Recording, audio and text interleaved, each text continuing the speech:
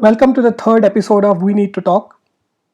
On 14 September, a 20-year-old Dalit woman was allegedly gang raped and murdered by four upper caste Thakur men in Uttar Pradesh's Hathras district. She succumbed to her injuries on the 29th of September in a Delhi hospital. The entire case has caught significant media attention. There is constant national media coverage, and there is a lot of debate and discussion on rising violence against women and the deteriorating law and order situation in Uttar Pradesh. But at the same time, there is an across the board attempt in social media and mainstream media to obfuscate or dismiss the entire caste dynamic within this crime. The fact that all the four accused belong to a dominant caste group and the victim belongs to the Dalit community is somewhere being ignored. Today I have with me Sumeet Samos, who's an anti-caste activist, scholar, and a hip-hop artist. I've personally very closely followed Sumit's writings on social media, and I can confidently say that he belongs to a new generation of anti caste activists who are using social media and multimedia to foreground the brutal and everyday reality of caste discrimination and caste violence in India. Welcome to the show, Sumit. Thanks for taking out time and joining me. Thank you so much. Thank you so much. Sumit, I'll get straight to the point here. Despite overwhelming evidence that this was a caste based crime, and despite the victim's family themselves making it clear that the victim was assaulted precisely because she belonged to the Dalit community, why is there this attempt in the public discourse to dismiss or deny the entire caste aspect of the crime?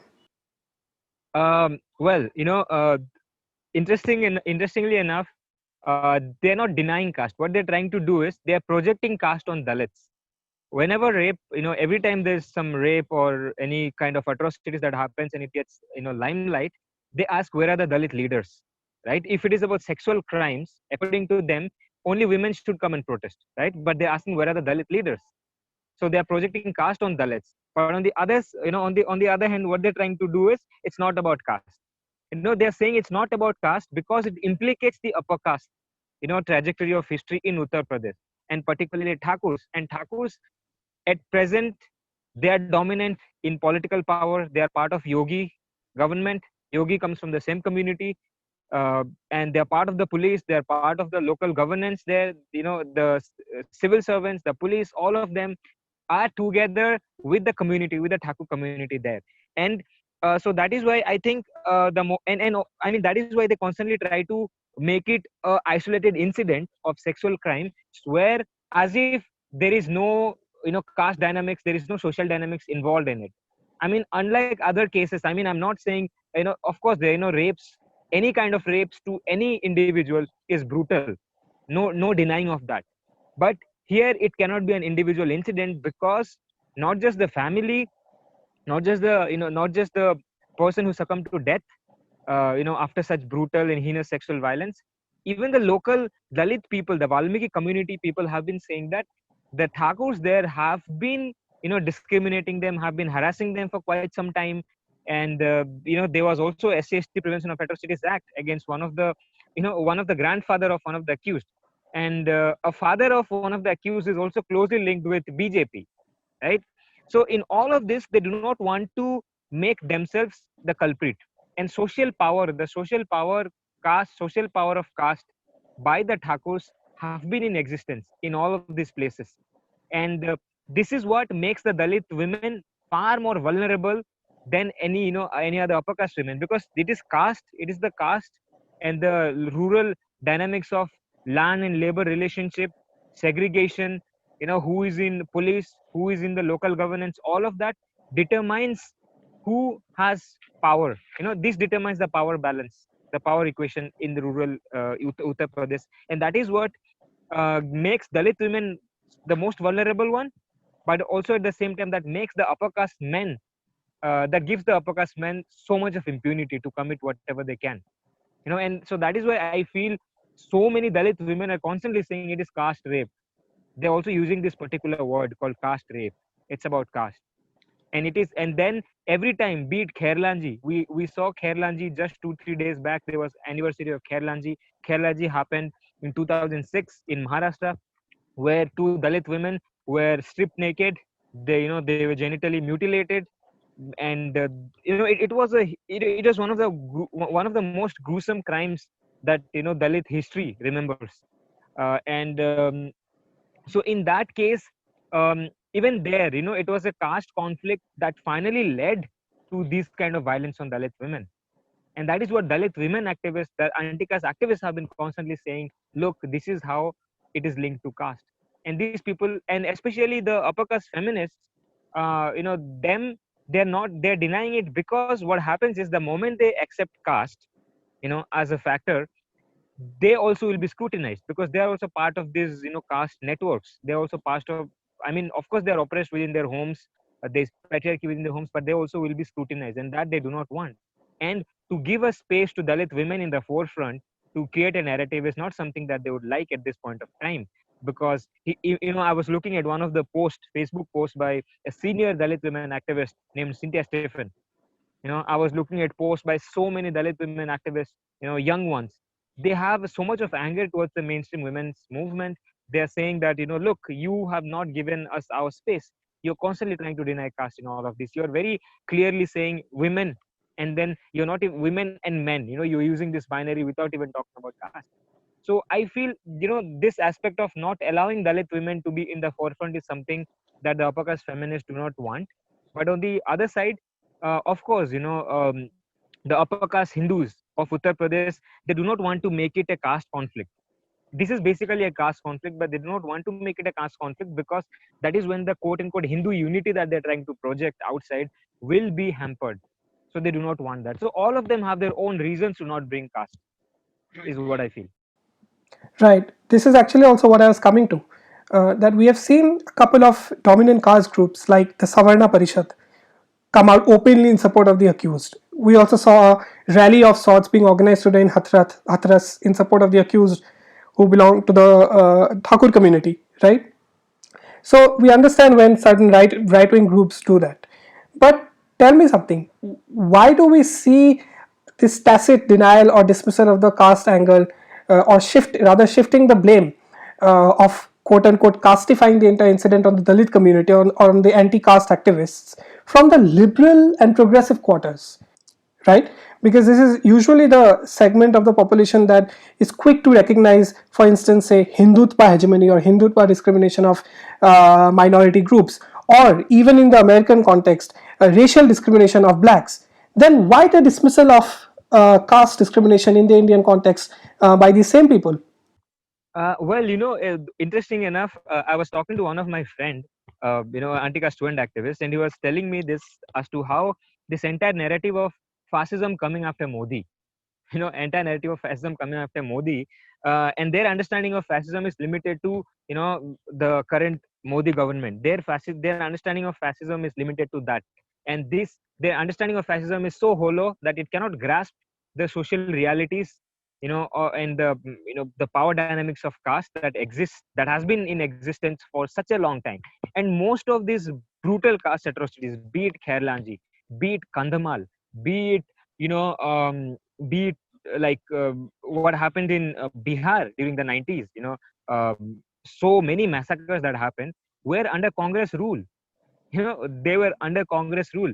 And so for Dalits, it has not changed anything.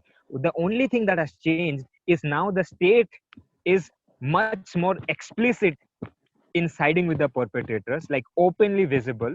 And they are not reluctant to express their solidarities with the perpetrators. That is the only difference. But now for liberals, what happens is, before liberals and progressives, before Modi came, they had some sort of a patronage by Congress, especially around Delhi. I'm talking about, you had ICSSR, Nehru Museum, somebody is director, all these cultural institutions. So Congress is like, okay, you know if there are some radical left voices who are trying to create some troubles, we will handle them. But as long as you keep talking about harmony, Hindu Muslim unity and all of that, you're fine. You can do all of that. And that is what they had gotten, that patronage under Congress. They, even though they might be opposing Congress, but they had that space, be it in academics, be it in other cultural institutions. But after Modi came, they lost that space. and that losing that space hurts them so much.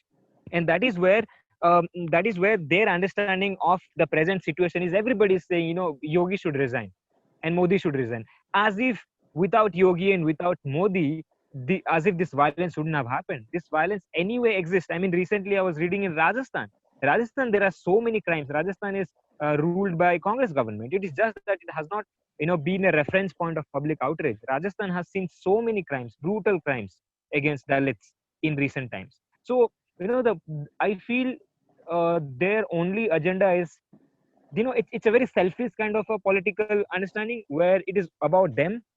So it is about them, and so that is what they're pitching this incident against Modi. They're not pitching this incident against the society per se, the upper caste Thakurs per se, because in everyday life of Uttar Pradesh, I have so many friends who will tell you that, even to walk on the street, if you just not greet someone, Thakur person is standing there, if you don't greet them, there will be harassments. So, I mean, let's say if you bring a hand pump to your house, they harass you, right? And history of Thakur dominance is not very, it's not very recent. It's a very long. You have big political leaders. You have Raja Bhaiya. You have all these, people like Amar Singh. So all of them have been big political leaders who, now they are flexing. I mean, this is the history of the Thakur community, and I don't understand why liberals and progressives, you know, they think that with this narrative of just anti-BJP, they are going to make some dent into the conscience of the society. I don't think that's going to happen. I believe it is only a anti-caste movement which constantly talks about this power imbalance, this brutality is done by Thakurs, can move the conversation forward. Right, that's very true actually. Caste discrimination and caste violence has been a ubiquitous feature of Indian society, and it actually precludes the BJP's rule, right? But there is also an argument that caste based violence, particularly in Uttar Pradesh, has increased after the BJP came to power. First in 2014 at the center, and then when Yogi came to power in Uttar Pradesh in 2017. There is also some data, some NCRB data, in fact, that says that Uttar Pradesh has witnessed substantial increase of 47% of crimes against Dalits from 2014 to 2018, right? So, do you believe that the coming to power of the BJP RSS regime, and particularly Yogi Adityanath becoming the chief minister of Uttar Pradesh, has actually empowered the Thakurs in Uttar Pradesh and significantly aggravated the culture of violence, upper caste violence against Dalits in the state? I think it's very interesting because we need to also like look at the political history of both of these, two dominant communities. One is Brahmins and one is Thakurs. For a very long time in Uttar Pradesh, if you see till 1980s, Brahmins were with Congress. They dominated with Congress. All this, Bahuguna, some Tripathi, even ND Tiwari, and all these people were big shots in, in Congress for a very long time. Now, post the rise of, SP, BSP, and so there was a dent. I mean, there was some dent in especially by these lower sections, the low caste and Dalits, into the, electoral politics, and that is when, um, uh, what happened was Congress started losing its base, and then BJP started gaining its foothold with entire, the Ram Mandir thing, and where Brahmins also started, and Brahmins were still with Congress, so they were not so sure as to whether they should completely shift their base to BJP for quite some time. I mean, that is what from whatever findings, whatever readings I've done, and but that was the time also when when Thakurs made sure that they used this opportunity to be with BJP, and they made sure of that for a very long time. So you see Rajnath Singh being groomed, under BJP. You see, like Yogi, suddenly being brought from the mutt in Gorakhpur to politics. So this happened, and of course, there's a small section of Thakurs who are also with Samajwadi Party.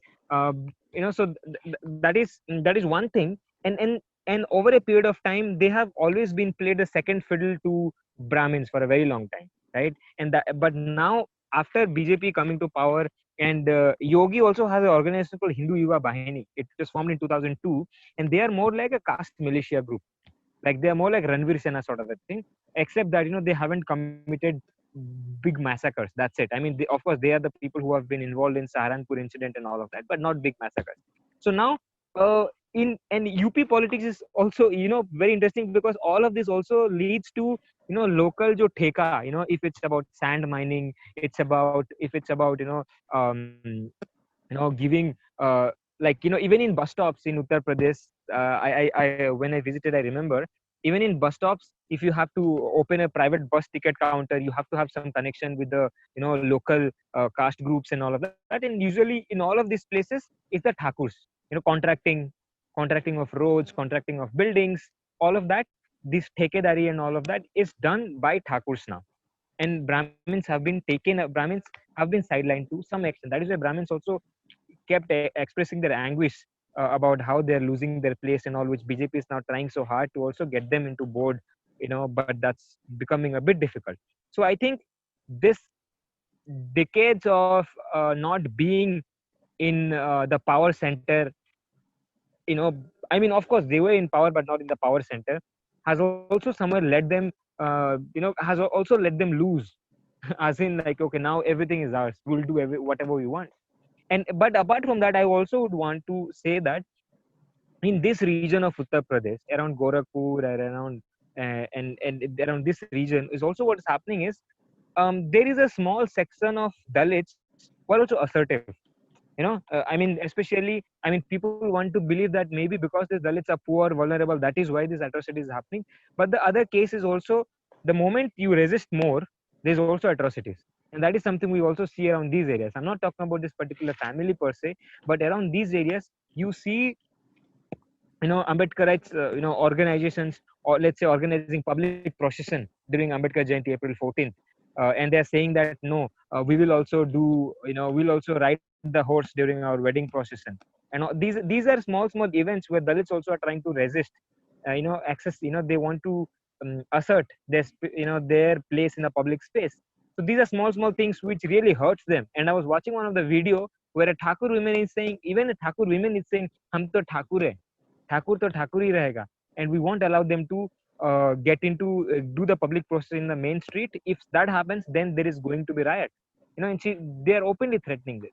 So I feel both of, one is the reason of, the first reason is how they came to power center after so long, and the second reason is Dalits also have started resisting, and both of this has led to this increase in atrocities. Right. So essentially, a counter assertion by the Dalits have actually led to greater violence from the upper caste. That is actually not surprising, given that this challenges the hegemony of the upper caste, particularly the Thakurs, over the local power structures. Right. But I also want to touch upon this issue of upper caste dominance in the civil administration and the police. I actually recently came across this Hindustan Times report, which interviewed a few police officials in Uttar Pradesh, and one of them actually gave out some very indicative data. He said that out of 75 district superintendents of police, there are 13 Thakurs, 20 Brahmins, one Kayast, one Bhumihar, one Vaishya, and 6 other upper castes. This makes it 42 general caste SPs, right? So you see how there's a clear domination of the upper caste in local governance and law enforcement structures. And this was the year that Yogi came to power. I assume the dynamic has shifted further in favor of the upper caste, particularly Thakurs, in the later years, right? That same police official also said something very interesting. He said that there is strong Thakur domination at the Thana level, which is the front line of the police force. That's the plane that most common people, including Dalits, have to deal with first when they're dealing with the law enforcement. In fact, we're also seeing some of these impulses in the current investigation process and in the current case, wherein the victim's family is been double victimized and harassed and intimidated by the local civil administration and the police. So, do you think this is happening because there is a firm grip of the upper caste on these local governance structures? Do you think there's a deeper issue there? Yeah, and especially within anti-caste movements, like within anti-caste circles, we keep discussing about this as to how every time some atrocity happens, every time some sort of harassment happens, our the only place to go for safety and some sort of a protective measure is the local administration, is a local police station.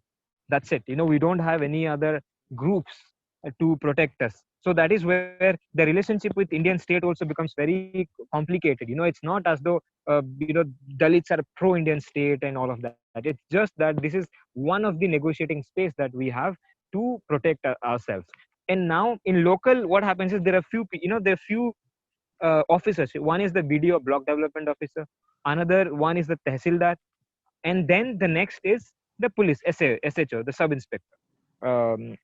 So these are like small, these are constituents of the local governance. And every time in Uttar Pradesh, every time, every time in Uttar Pradesh there's some shift in political power. Let's say during BSP, what BSP did was BSP ensured that in the local police station there would be Dalit, Dalit recruitment of Dalit personals.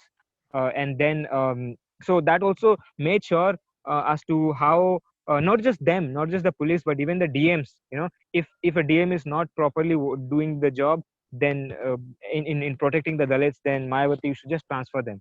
Regardless of dozens of critiques against her and all of that, but this is something, law and order is something that was, even today, even till date, people keep talking about that. So every time something happens, then people are like, okay, जब मायावती आएगी तो वो दलितों को रखेगी, ये local administration पे तो हम लोग आएंगे तो हम लोग रखेंगे, sort of thing. So it's the everyday caste conflict that has been in existence, plays out even in the state machineries. So earlier, Dalits would go to the state machineries to get some sort of support and protective measures, but now even that is being taken away from them, because here now the same society which violates you is also dominantly part of the state machineries. I'm not saying that earlier they were not part of the state machineries, but now they are far more powerful. Like even during Mayawati times, of course, there were upper caste police officials and all of that, but there was someone from the top to control them, right? So I'm not saying that violence would be stopped if there is some Dalit political power coming up. That's not going to happen. But there would be restraint, there would be control of how much can happen. And that is something we need to constantly think about. uh, when we look at this shift of political power, also is a shift of the caste allegiance. The same thing happens with Congress and NCP. In Maharashtra, every time Congress and NCP comes, then you have Maratha getting dominated. In Haryana, you see Hooda. People like Bhupinder Hooda, where Jats commit so much of atrocities on Dalits. Every time they come, then it's Jats everywhere. So with shift of political power, there is also shift of which caste is dominating the social life as well as the local administration, and that is something people are not willing to engage with. Right. It actually shows how important it is for the anti caste movement to assert or demand greater political power for Dalits, and how important it is for Dalits to hold higher positions of power, right? It actually reverses the entire dynamic. Sumit, I have one last question. I think you have already written about this, but there's this strange fetishization of the Dalit victim. The singular media coverage on the Dalit victim's family and hardly any interviews of the family members of the accused Thakur men. Why is this the case? Why is the Dalit victim always the subject of scrutiny but not the upper caste oppressors? Yes. So I think this, especially in the last 2 to 3 years, a lot of anti-caste activists have been constantly saying that caste is not equal to Dalits. Caste is not equal to talking about experiences of Dalits. Even now, I know so many journalists and reporters who text me asking, "Can you share me a number of a Dalit women who will be willing to share her experience, what it means to be a Dalit woman and all of that?" And I'm like, why do you want to know Dalit women's experience? How does that even matter?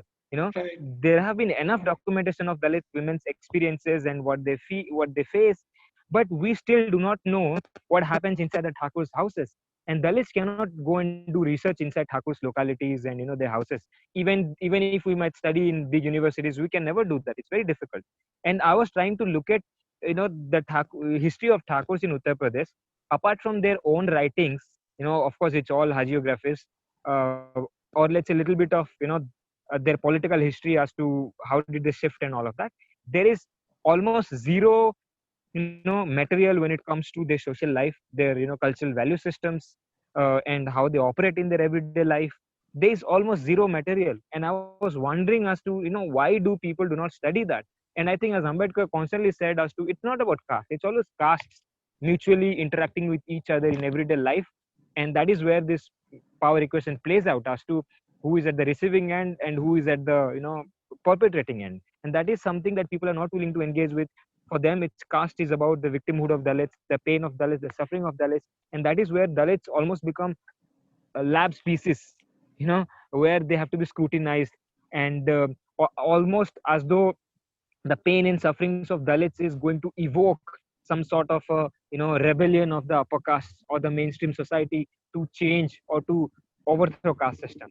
Because if that were the case, then there have been there have been hundreds and hundreds of videos and brutal photos, images, so much is available. If really it had to evoke some sort of a revolt by the upper caste, it would have happened long back. So I feel it is very it's very important that upper caste, the dominant caste and upper caste in the society, they should start challenging their own caste groups and speak about it. Be it upper caste feminists, or be it upper caste progressives, or whether they are in left, liberal, in whatever, or whatever. I mean, especially if they're not from right wing and they believe that all of us should live equally, then they should do that. Otherwise, I don't think we are going ahead with anti-caste conversation anyway. Right. Thank you so much, Sumit, for joining me on this show to have this conversation. I think you have covered a lot of ground in a very short period of time. And thank you so much for taking some of these critical conversations and ideas forward. I hope to have you again on my show in the future. I think this is exactly what we need today. More and more anti caste activists coming up and foregrounding the reality of caste discrimination in this country and challenging this politics of dominance and denial that's plaguing this country today. Once again, thank you for taking out your time and joining me on this show. Thanks. Yeah, thank you so much for inviting me. Thank you.